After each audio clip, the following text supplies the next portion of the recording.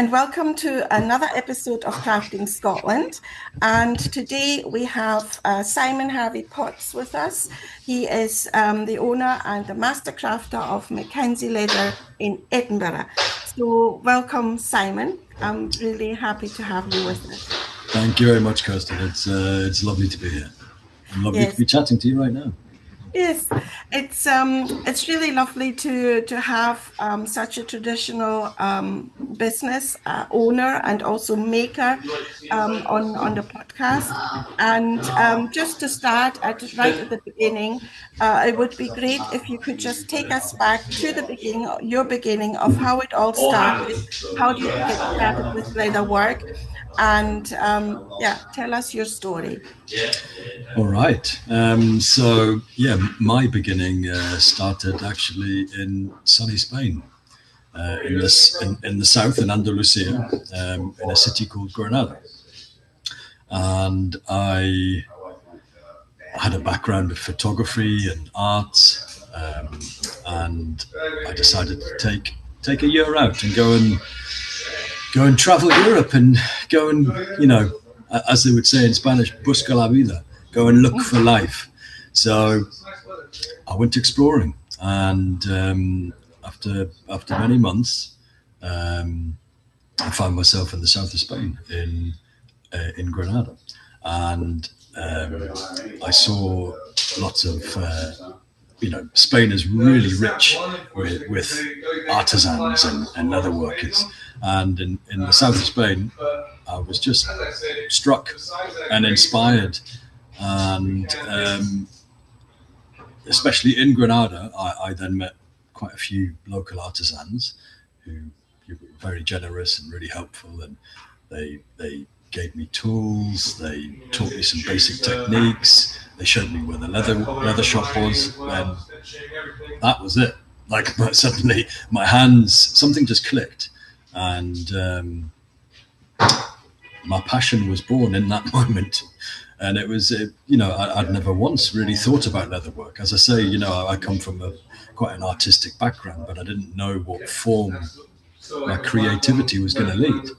And what can we say? The rest is history. It's really, it was quite profound. And kind of looking back on it, it's just like, wow, I was incredibly lucky just to have that moment in time where something just clicked and it just made complete sense without being able to describe it or explain it. Something just clicked. I think that is the best when you all of a sudden, as you see, something just clicked and that's it. This is what you want to do. And I believe leather as a material is such a nice material to work with. Yeah, it's very tactile. And, you can express yourself in many ways through that medium. I suppose it's like pottery or wood or all of these types of crafts where you're really expressing that through your hands. Sunny Spain in Granada. And, I was doing a lot of very basic skills, hand stitching, learning the basic saddle stitch, learning how to stitch with leather thong, learning quite traditional old techniques. So almost on a, like medieval construction. So you're using leather thong in order to bind and kind of put together the bags. I also learned, basic techniques of carving and tooling, and kind of inlaying stones and things. And again, something just clicked and sparked. So then for the next year, I actually 2 years almost, I then traveled Europe, just kind of been able to kind of live and explore my kind of passion and leather work, and also more importantly been able to travel further and been able to live off it. So I was doing lots of kind of local markets and just events along my way, and then so essentially I was kind of self-taught for a good couple of years, and just kind of learning the basic constructions of leather work. So is it very traditional? It's almost older than that. So it's, it's really going back to the prime roots of what leatherwork was and still is. then I came back to Edinburgh, and as most artisans have to do, you have to have another job in order to kind of feed your passion somehow. So then every other hour I was spent making and exploring and kind of growing the craft more and more. And that is when Mackenzie's entered my life. A good friend of mine, who was my teacher as well, worked at Mackenzie's and was just like, you need to come and get a job here. Like, you've found leather work and, you've been doing this now for this time. You need to come and get a job. So, with a lot of persistence, I eventually found a way in. It was part-time to begin with, but I did have my foot in the door, which was really interesting because it was almost the complete opposite of what I was really, how it had started. What we do at Mackenzie's is very traditional. It's based on, more kind of traditional saddle techniques. A lot of the designs are timeless. So it was almost the polar opposite of what I was kind of doing, which was more medieval style and Celtic inspired. But it was great to kind of have both mediums of leatherwork at the same time, because it really allowed, the kind of learning curve to be much bigger. Whereas if you're just learning one medium, then that's kind of the path you take. Whereas, I think I was able to kind of merge a more creative, flowing side of craft to then with the traditional side. So that was quite an interesting learning curve, should we say. So yeah, within my kind of beginning time at Mackenzie's, I was obviously, part-time with Mackenzie, learning traditional leatherwork. And then the other time I was then also doing my own business, doing a lot of kind of local fairs. I was also teaching a lot in my earlier years, running fantastic workshops in Edinburgh, around Scotland, even going as far as Northumberland, where I was teaching very much what I learned in the beginning, which was, you can't really make a mistake. You allow the piece of leather to create itself. So you're almost making something out of the material you have, rather than having whole sheets of leather and creating patterns. My workshops were great. They were a lot of fun. But again, it allows you to really deepen your passion and deepen kind of what excites you and where your motivation comes from. And it was great to be able to share that skill whilst also kind of bringing in what I was learning at Mackenzie's, this more traditional aspect. So again, where the two different sides of the craft merge and kind of become one, I was able to kind of share a lot of knowledge in the past. And yeah, that was really fun. Yeah, that was really good.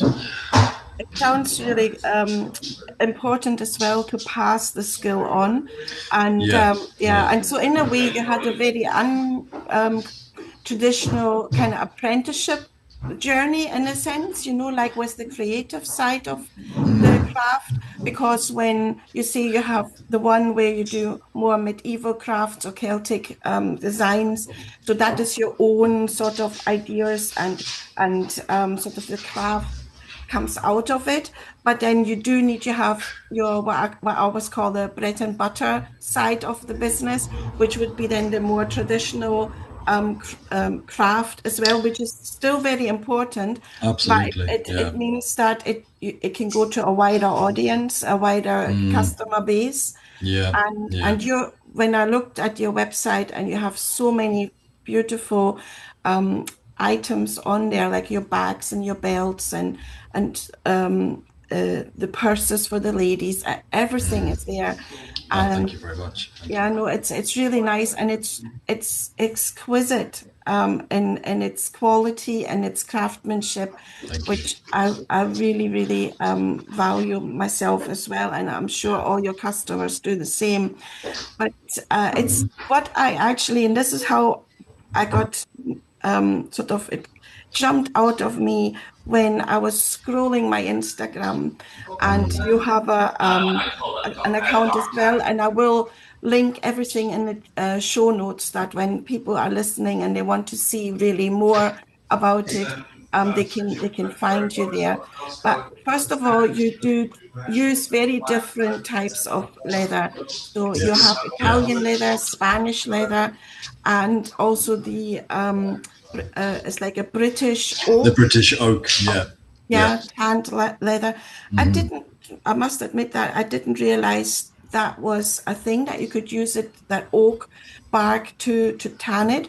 That really got me interested. Mm. And also the way of when it came across that you said it was one of the last people like that actually still do this, even in Spain, Italy, and also here in UK. And then I thought, like, this is brilliant because you really have an emphasis on the crafts, on the makers. And then, of course, that came out because you're part of the member of the Guild of the Master Crafters. Yes. Yeah. Yeah. And so I thought, yeah, that is so ethical and so important. And I just wanted to check with you, like, does it make, or why is it so important to you in order to bring all these old skills still along with your own business? Great question. There's many answers to this question. It's very open-ended. Um, so, starting from a kind of a product aspect, from what we're doing, if we're we're spending a lot of time on making individual products. So, from an item that we're making, product base, should we say, if we're going to put in a great deal of attention and detail to hand making this item and finishing off to the best of our ability, then the material needs to be the best material that we can be using. So this is from a kind of manufacturing maker's point. And we are still some of the best producers of these kind of elements of leather work, of metal work, let alone the fact that it's then made here, and then we're supporting a whole undercurrent of businesses which are allowing us to be able to keep a whole tradition, many traditions alive. Is it proudness? Is it your own moral compass? It's hard to say. It's kind of all these factors that make it, really important to kind of who you are and what you stand for. Let alone how that trickles down in industry and how that trickles down into, your kind of local businesses, your story, everything. It's just all it's all part of the same boat, really. So, be it longevity of your item and making sure your customers are getting something. I don't want to use the word genuine because it's kind of used in many wrong contexts as in fashion, but you're creating an authentic product, which is standing for everything that you believe in. Yeah. So there's many answers to that question. Even my own personal preference and taste, it has more quality. It's going to age better. It's going to wear. You're going to be able to kind of put your name with that and say, well, our warranty is carried with this item because these materials we can stand by. Yeah, that's I also believe that if you spend a little more getting a good bit of quality that lasts you longer, that, like you say, there's so many aspects of it. First of all, you have a joy to whatever item that is to accompany you for almost a lifetime.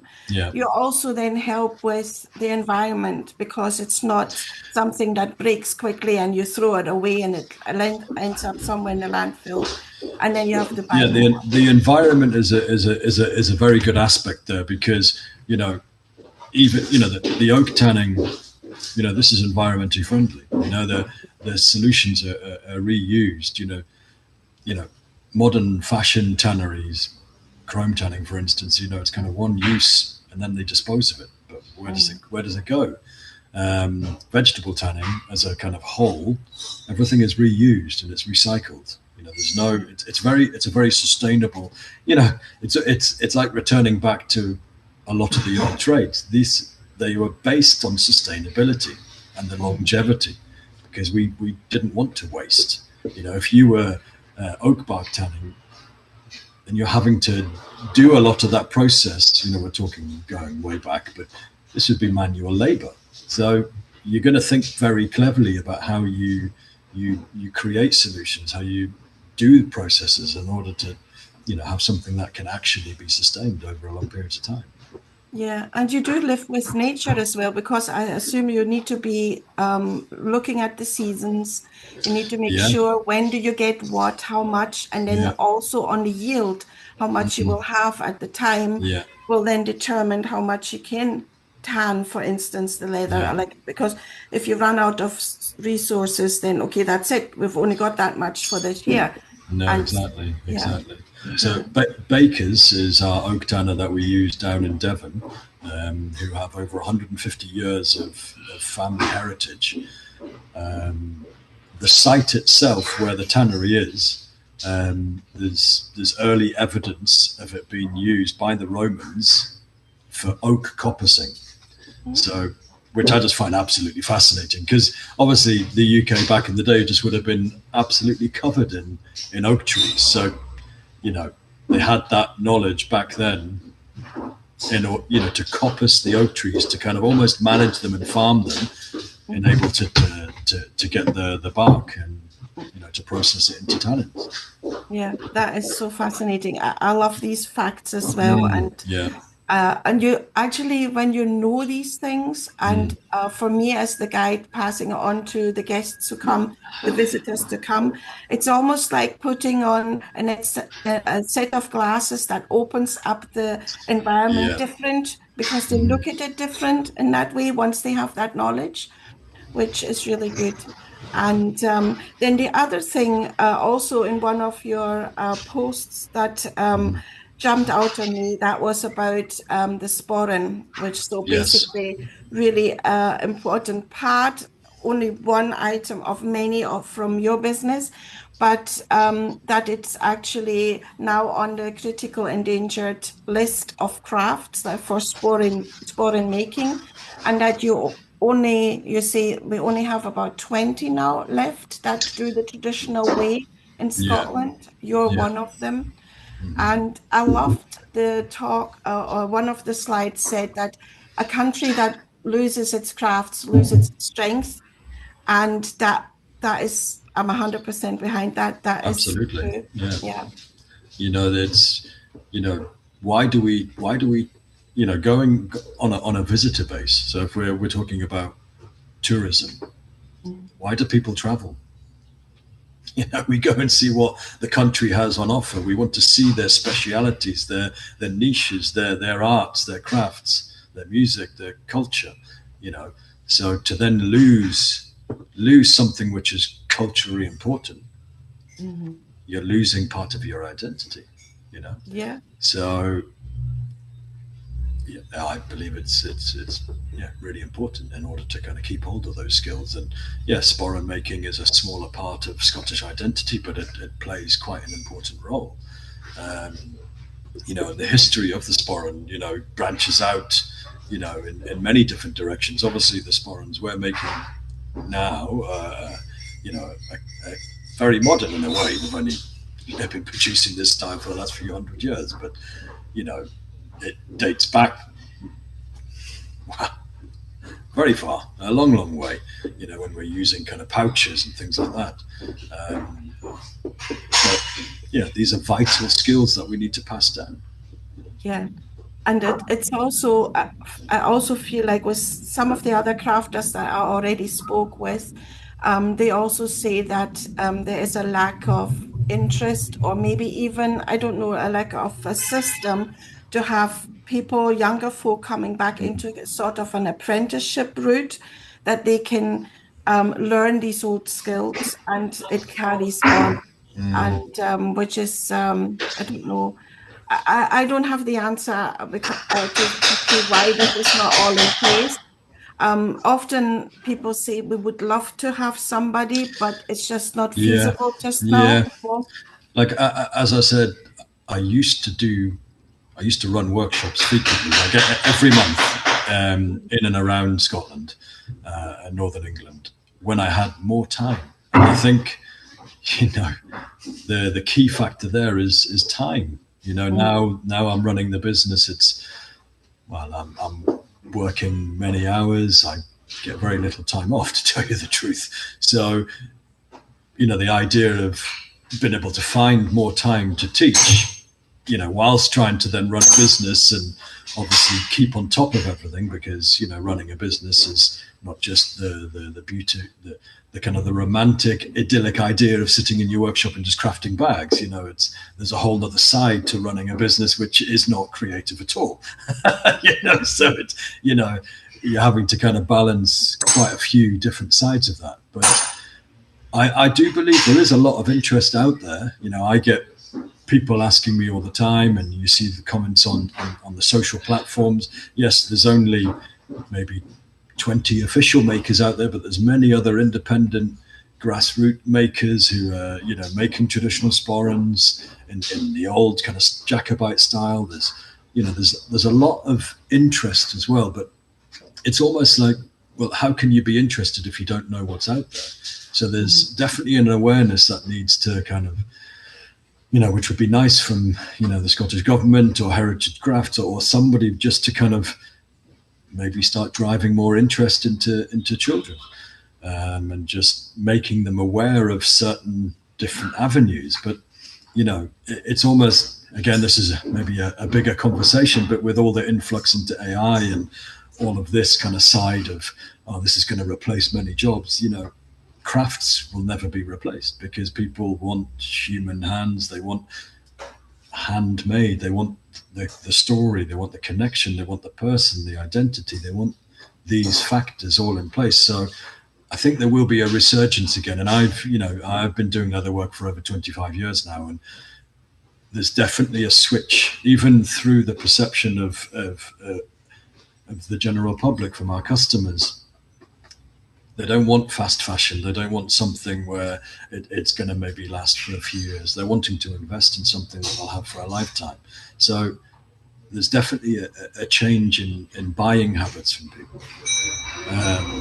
You know, and that trickles down to then the younger generations, who then understand that actually, you know, I need to be able to buy that one thing from this one person who then can fix it and repair it later on in time. So there's definitely a change, and I am noticing a change. And going back on, you know, the importance of teaching and keeping hold of heritage things. Again, during my earlier times when I was running the workshops, I actually applied and got the Prince's Trust. It was called the Prince's Trust back then. Now it's the King's Trust. And you know, I had a lot more time back then. I was only part-time with Mackenzie, so I was then able to kind of run these workshops. And, you know, I used to do classes of 12 people, spread out over a weekend. And there was one success story, definitely, that I can be proud of. There was a young boy called Robert Ford who came on one of my workshops one year. He had to walk 6 miles to come to it, and he was 13 at the time, and he absolutely loved the workshop, and he had a really inspiring time.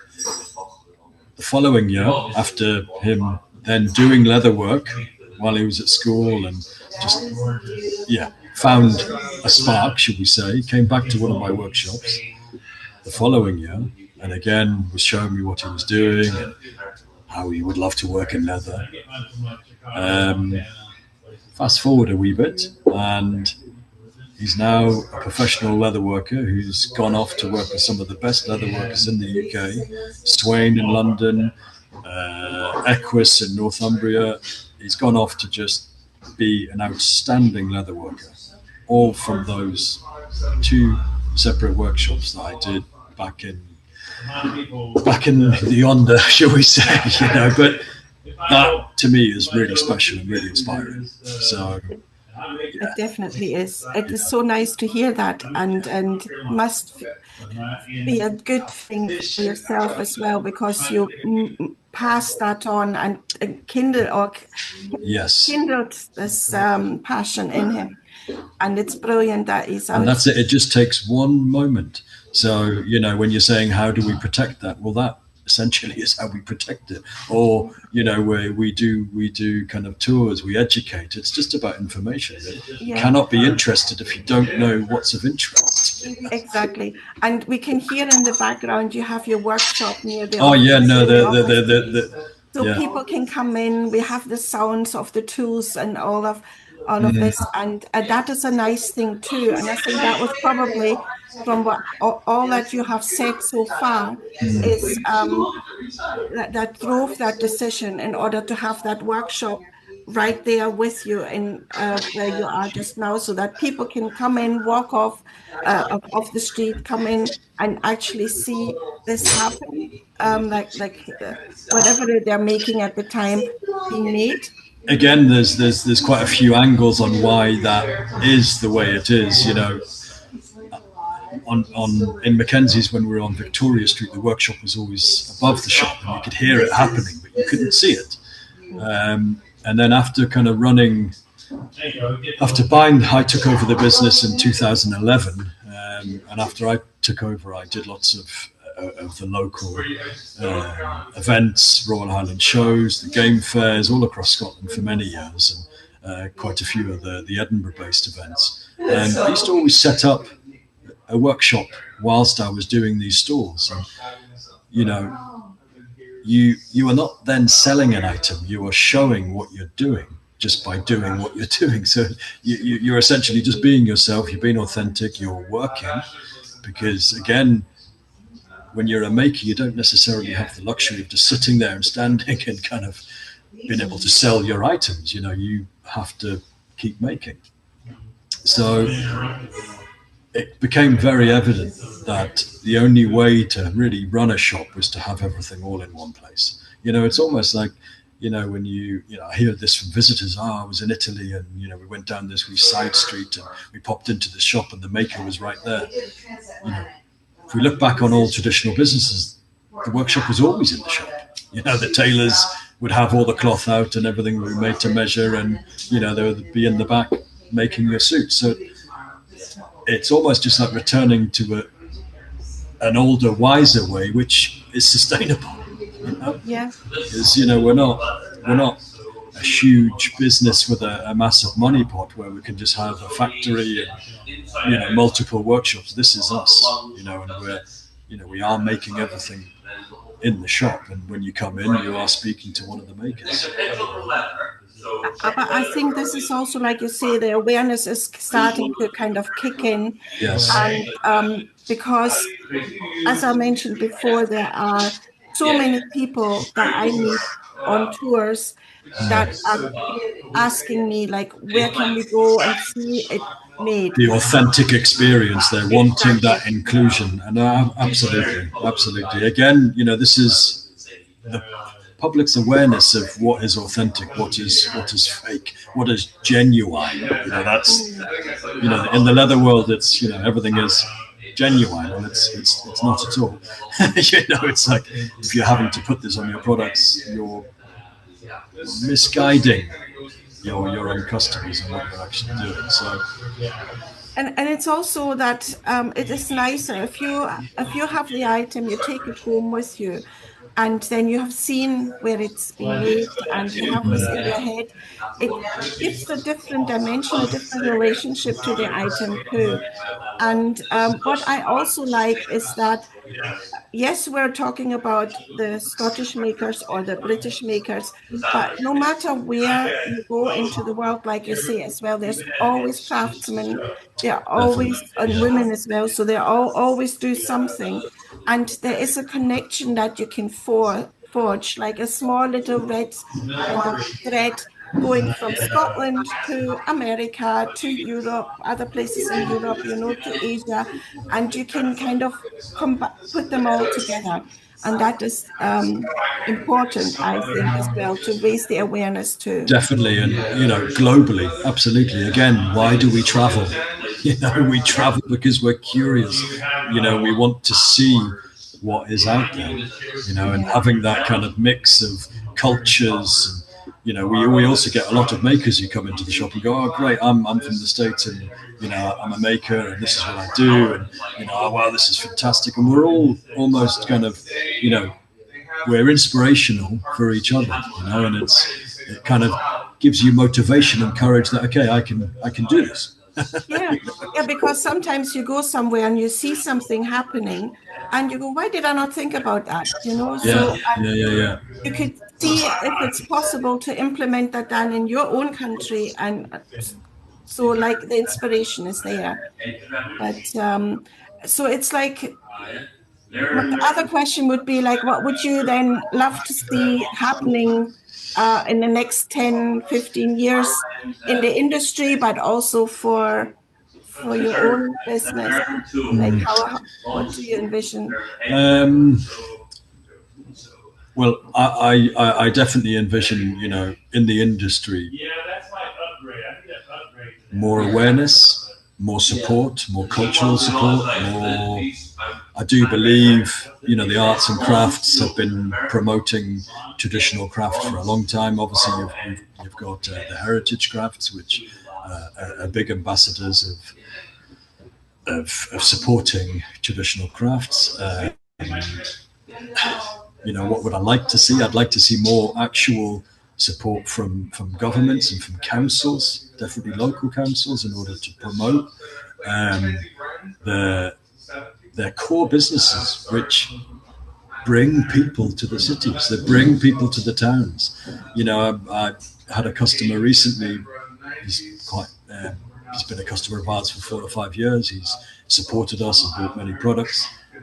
He said to me, well, the only reason why I came to Edinburgh for this trip was to come and see you. So he spent 9 days here and came and invested in lots of local businesses and restaurants and, other shops. But he came because he wanted to come and actually meet us here and order another product in person. So I think it's really important that councils and governments on a bigger scale see the importance of what actual traditional craft is also standing for. It's another branch, let alone, keeping hold of tradition and keeping hold of, strong cultural importance. It's what else that trickles down into, what else that is feeding. So, what would I like to see? I'd like to see more support, I won't go into the nitty gritty too much because maybe that's another podcast, but, just more awareness of what the importance of these traditional crafts and smaller businesses stand for and what they're doing. So, support us. Yes. I think this is really sort of major item to strive for.